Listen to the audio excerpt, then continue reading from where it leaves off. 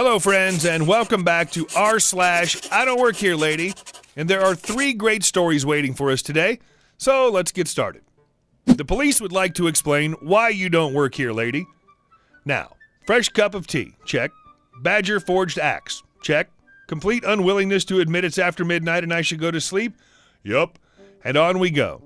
On this assignment, I was to go into the call center of a paper and printing company and try and find out why what should, on paper, have been a successful business wasn't performing. Employee turnover was high, and highest in the call center, and morale was in the crapper. So far, just another normal task.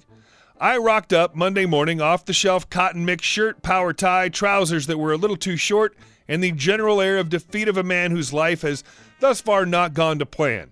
In short, a bad office manager's wet dream. A pre-beaten employee. A chipper little thing took me off for my induction. Don't touch anyone's bottom, no stabbing management, and you cry on your own time. Seen one, seen them all, and I was dropped off with my trainer to start shadowing them. Now, for someone in my line of work, shadow days are some of the most valuable because I'm being told to watch and ask questions and no one suspects anything, so they just answer anything without thinking. The order system was pretty much idiot-proof. The phone calls scripted by section, cold calls, regular customers, complaints, you get the idea, and there was something soul-sucking about the office. It was weird. Then in scuttled Margaret. Obviously not her real name, and I'm bored of Karen. She had a face like she could, at all times, smell something awful. A terrible 80s perm, this was way after the 80s, and despite plain, sturdy office wear, she always wore an exceptionally ugly cardigan over her clothes. Don't get me wrong, not the SME cardigan. She seemed to have an infinite supply of knitwear in eye-gouging combinations of orange, brown, and mustard yellow. Some of you may be thinking that the villain has arrived. Spoilers, sweetie. As soon as she scurried in, and she did scurry, never really stood up straight, just kind of slouched a little and never looked right at you. Her head always held at an angle.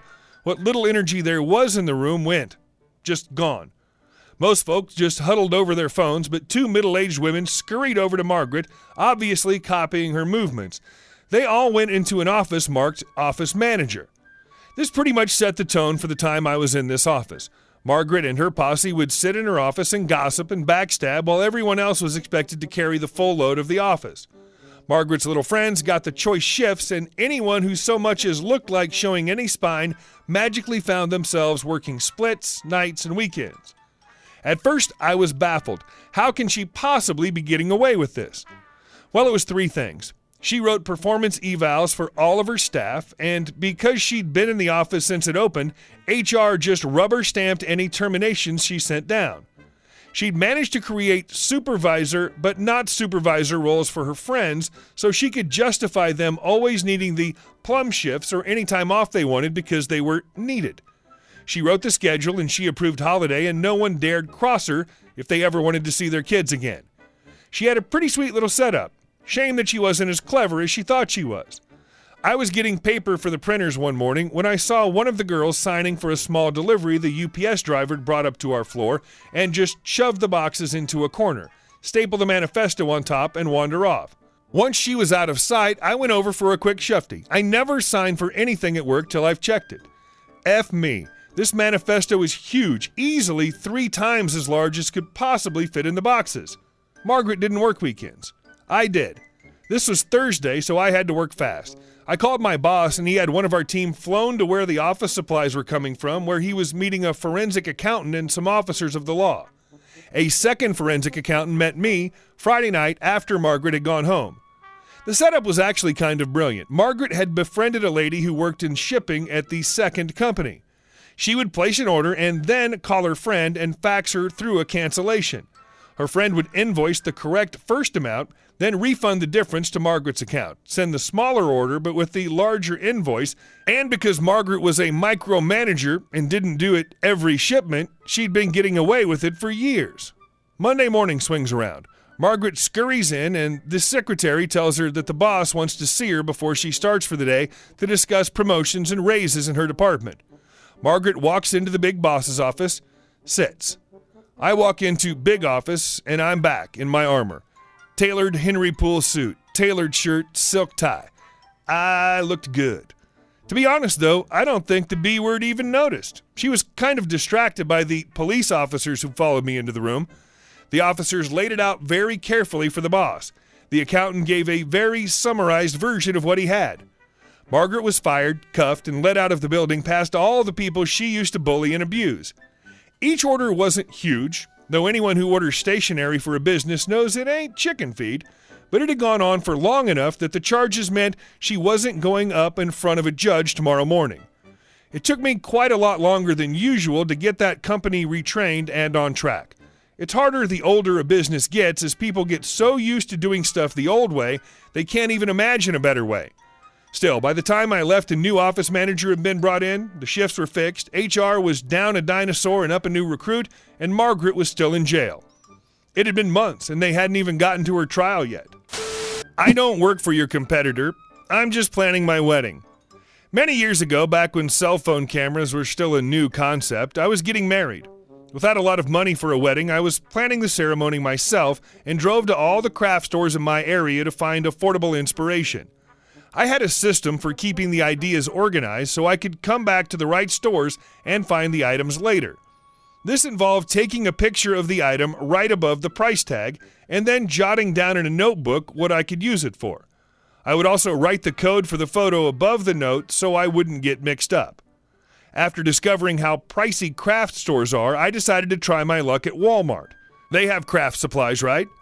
So there I was, minding my own business, snapping a picture and writing in my notebook when an employee walked up to me and said, "Ma'am, are you doing price comparisons right now?" I nodded and said yes and started to explain my system, thinking this was just a friendly person I was going to have a chat with. The employee held up her hand. "I don't need to know all that. You can't take pictures of the prices. You can write them down, but if you keep taking pictures, I'll kick you out of the store." My mouth dropped open. That escalated quickly. There had to be a mistake. I asked, "But how will I remember what the item looked like?" She shook her head. "Not my problem if you have a bad memory." Put the camera away, and she turned on her heel to march off. So I had a dilemma. I couldn't plan a wedding with no pictures, but I couldn't take pictures of the prices.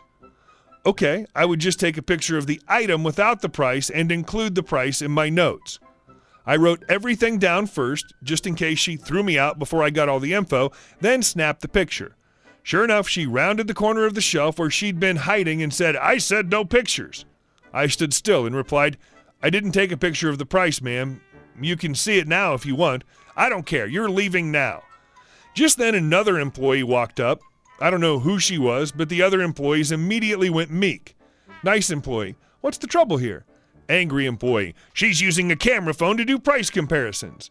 I spoke up and said, "I stopped taking pictures of the price like she asked, but I'm planning my own wedding to save money, and I need pictures to know how things will go together." Nice employee. "So you don't work for another store? These are for your own personal use?" I nodded and said, "Yes, I can't afford a big wedding, so I'm doing everything myself. I just need ideas and places to get things for cheap."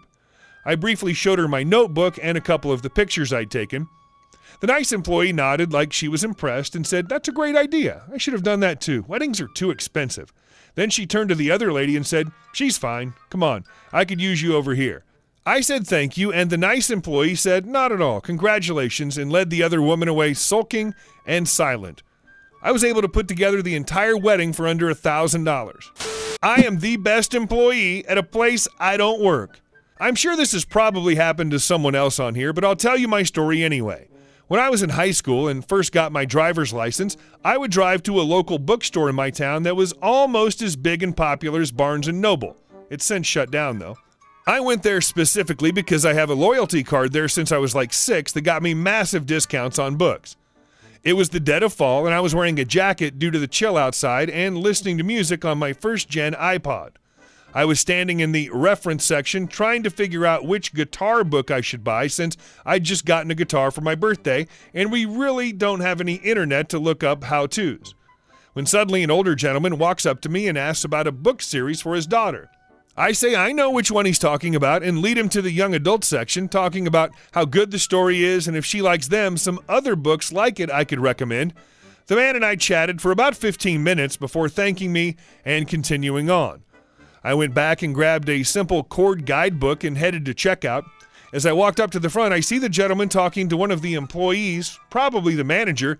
He then points to me and says something to the effect of, "That's one of your best employees. You should give him a raise."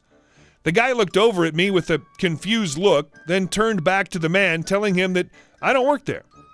This confused the gentleman, who came over to me while I was checking out, asking me if I really didn't.